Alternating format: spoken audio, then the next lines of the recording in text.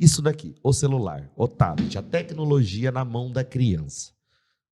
Tem fase, tem uma idade indicada da onde pode começar a ter essa liberdade, esse acesso. O Lucas Neto, né? Toda aquela... Lucas Neto, por que não proibiram? Não, mas, são várias... Mas principalmente a partir da... Eu acho que antes da gente começar, a tecnologia em si, quando ter acesso, ao que ter acesso, o que permitir, e o castigo, ele é válido? Tá. Né? Tá. Da tecnologia, assim, a gente poderia fazer uma live um podcast só sobre isso. Porque tem pano pra manga, viu? E assim, complexo. É uma das coisas que eu luto contra Porque mesmo. tem mãe que fica aí com o meu celular. E dá paz, né? Tem bastante. Então, assim, claro, sem julgar, né? Existem realidades e realidades, mas a gente precisa ter a consciência, né? Ter consciência dos danos que vai ter aquilo para a criança.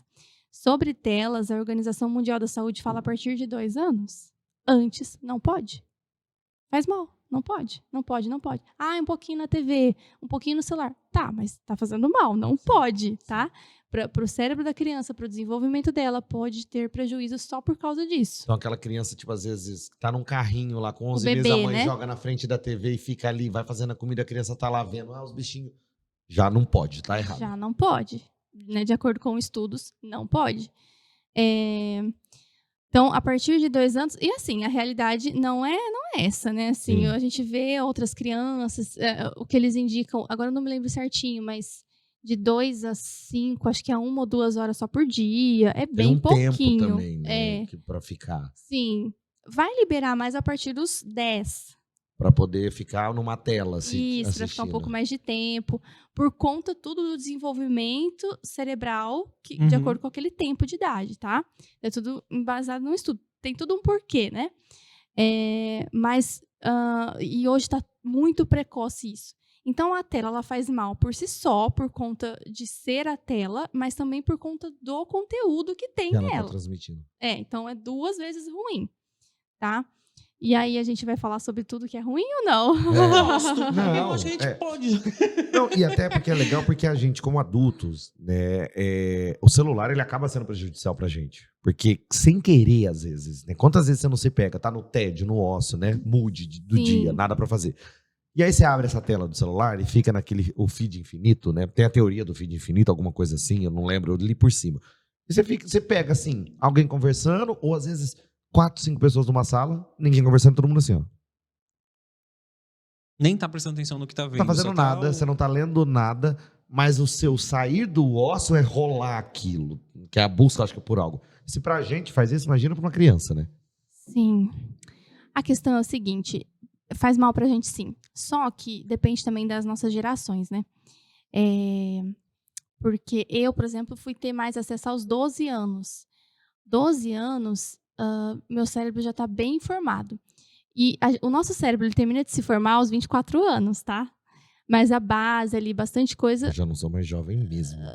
Já foi. Ainda mais hoje que você está fazendo um a mais. Então, acabou. Até os 24 eu só estraguei meu cérebro. Agora que eu poderia estar formando ele. Pois é. Então, e aí por que isso é importante, né? Porque, então, nós tivemos acesso com o cérebro muito formado, ou praticamente formado, na nossa geração. Hoje, não. Eu fui ter acesso... Ai, gente, celular mesmo, como ele é hoje... Tinha meus 22, eu acho. 21. A gente já tava com nossos 18, o celular 17 ali. O celular, ele tem ali 15 anos. Né? Esse celular, como a gente conhece. Né? Então, eu tinha 20 anos. O cérebro já tava quase formado, não. Sim. Então, e aí, o que acontece? Então, ele já tá formado. Ele... com as vivências que você teve anteriormente, que é aquilo que a gente está falando de como nós somos criadas e tudo mais. Não acelerado, não ansioso, não preguiçoso. Por quê? Porque você não teve contato a essas coisas. Hoje as crianças já têm, por isso que até os 2 anos precisa ter uma poda ali neural importante, por isso que não pode ter. Porque isso é mais ou menos uma analogia, né? É como se o que a criança vê, a luz... a forma como ela vê, como ela pega, assim, a forma como ela direciona essa atenção, isso está entrando dentro do cérebro dela de verdade, as informações ali. E isso está doutrinando a forma como ela pensa, enxerga, vê as coisas, se comunica, porque o nosso cérebro é a nossa máquina. E essa, acho que é a fase de maior aprendizado, né? A etapa que você mais só aprende tudo tá aprendendo, Tá né? formando ela. É. Por isso que as crianças estão crianças, né? Muito ansiosas, crianças com toque, crianças depressivas, antes não era tão evidente isso. E eu acredito muito que a tela contribui para isso.